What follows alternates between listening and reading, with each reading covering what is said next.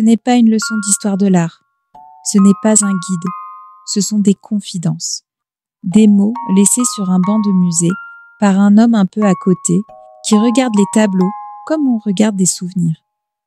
Bienvenue dans Confidences muséales, un podcast de Fabrice Roy. Des récits sensibles, un peu de travers, où chaque mot cherche la lumière. Avant que Jean-Sébastien ne commence, il faut vous dire une chose. Vous n'allez pas voir le tableau, parce que parfois, regarder avec les yeux, ça empêche d'écouter. Alors, laissez vos paupières tranquilles, et si vraiment vous voulez le voir, on vous le montrera à la fin. Mais ce ne sera peut-être plus tout à fait le même. Je buvais mon café tiède en feuilletant sur ma tablette la lettre d'information de la Société des Amis du Musée des Beaux-Arts de Nice. Une belle activité, quelques mots bien alignés, l'agenda des conférences, une photo un peu pâlie par le PDF. Et puis, soudain, l'image est apparue, comme un souffle. Vue prise de la Garoupe, Antibes, 1922, par Maurice Denis. La lettre disait que la Société des Amis du musée allait contribuer à l'acquisition du tableau.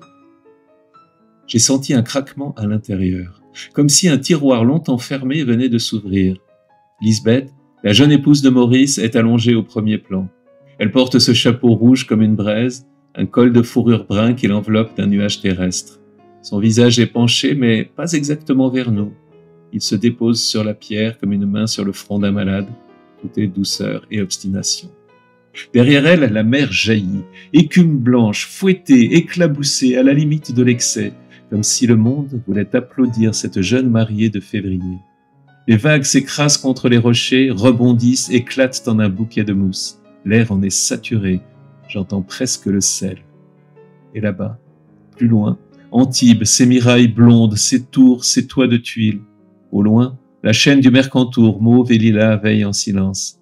Les montagnes sont comme des draps pliés, posés à l'horizon pour calmer les vivacités de la mer.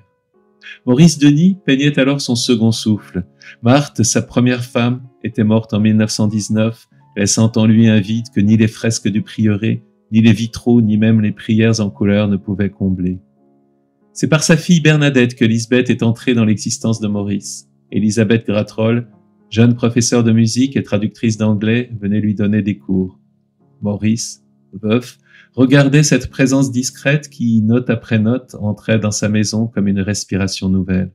Ce n'était pas un coup de foudre tonitruant, plutôt une mélodie qui, doucement, s'installe dans l'oreille et qu'on ne veut plus chasser. Le 2 février 1922, ils se marient. Quelques jours plus tard, ils sont à Antibes en voyage de noces, et Maurice, pinceau en main, place Lisbeth dans son tableau, comme on dépose une icône dans une chapelle. Non pour la montrer, mais pour la protéger, pour dire qu'elle était désormais le centre autour duquel le monde pouvait continuer de tourner. Ce tableau, ce n'est pas seulement un paysage, c'est un acte de foi, une main tendue vers la lumière après l'ombre. 30 ans plus tôt, Maurice avait été l'un des nabis, ces jeunes peintres qui voulaient transformer la peinture en langage de l'âme. Maurice, c'était le théoricien du groupe. Pour les nabis, la toile n'était pas une fenêtre ouverte sur le monde, mais une sorte de tapis tissé de signes et de rythmes, une prière de pigments. Maurice, dans ces années-là, peignait des vierges hiératiques, des scènes décoratives, des couleurs plates qui s'agençaient comme une musique silencieuse. Et voilà qu'en 1922, il peint Lisbeth sur les rochers de la Garoupe. La théorie s'efface un peu. La surface plane se met à respirer. L'ordre assemblé des couleurs laisse entrer l'inattendu. L'écume qui gicle, le vent qui passe, le rouge d'un chapeau qui semble battre comme un cœur. On dirait que l'ancien habit, le chantre du décoratif, s'autorise enfin à mêler la chair et la mer, l'intime et l'infini. Il y a dans cette toile un passage, presque une mue. Le Maurice Denis des nabis n'a pas disparu. On le reconnaît dans la structure solide de la composition, dans l'équilibre des masses, dans la clarté d'ensemble, mais il y a en plus cette vibration personnelle, ce souffle d'amour qui échappe aux théories, comme si l'homme avait repris la main sur le théoricien. La surface plane s'efface, il reste la palpitation, la peinture devient respiration, l'amour se dépose entre ciel et mer. Je regarde Lisbeth et j'y vois l'écho de ma propre histoire. Après la mort d'Emma, je n'ai pas eu de Lisbeth, moi, pour repeindre mes murs intérieurs. Mais il m'arrive, dans les cadres des musées, de deviner son ombre, son profil, sa main évanouie, comme si les tableaux, par charité silencieuse, m'offraient parfois un fragment de sa présence. Ce tableau me trouble. J'y sens l'intime d'un homme qui retrouve le droit d'aimer et la mer qui s'en mêle, trop bruyante, trop emphatique. L'écume ressemble à de la chantilly, une énorme cuillère renversée par un pâtissier distrait. La mer se prend pour un dessert. Et au milieu, Lisbeth, paisible, sourit, heureuse.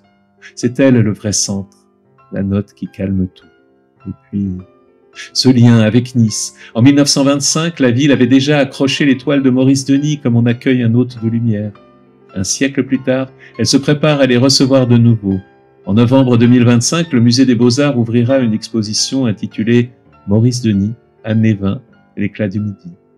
Rien que le titre est déjà un vitrail. Il dit la décennie du recommencement, le Sud comme un écrin solaire et cette clarté fragile qui entoure Lisbeth. Ce n'est pas seulement une exposition, c'est une conversation tenue à travers le temps. 1925 chuchote « Reviens » et 2025 répond « Je suis là ». Entre ces deux voix, ce tableau se tient comme une lettre d'amour confiée à la mer qui aurait mis 100 ans à parvenir à son destinataire. Ce tableau, ce n'est pas qu'une acquisition, c'est une fidélité. La même lumière méditerranéenne, les mêmes couleurs, comme deux mains tendues qui se rejoignent après un siècle d'air et de silence. Je repose ma tablette, mais l'image reste. Elle colle à mes yeux comme le sel sur la peau après une baignade. Je sais qu'un jour, cette toile sera devant moi, accrochée au mur du musée, et je me demande, que ressentira Lisbeth de sa place éternelle en nous voyant la contempler? Peut-être rien, peut-être tout, peut-être ce petit sourire discret qu'elle offre déjà, allongé sur ses rochers. Je crois que ce tableau me dit que même après l'écume, même après la douleur, la lumière revient. Elle se dépose, elle persiste, elle est éternelle. Carnet de la cuisine, note de Lucie à l'encre violette, dimanche, 8h40. Papa, ton tableau de Lisbeth, il est beau, mais si tu veux mon avis, la mer, elle en fait un peu trop. Moi, j'aurais ajouté un dauphin qui sourit derrière, juste pour calmer l'écume, et j'aurais écrit dessous, ne pas déranger, voyage de noces en cours. Lucie. Post-scriptum, encore mieux, j'aurais fait écrire la mer elle-même, une lettre d'écume, avec juste un mot dessus, à dans 100 ans.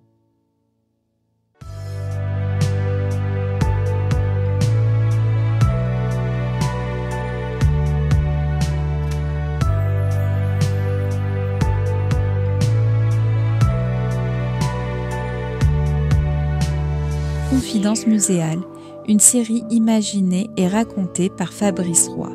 Musique composée par Gabriel Fauré. Pour suivre les prochaines confidences, abonnez-vous.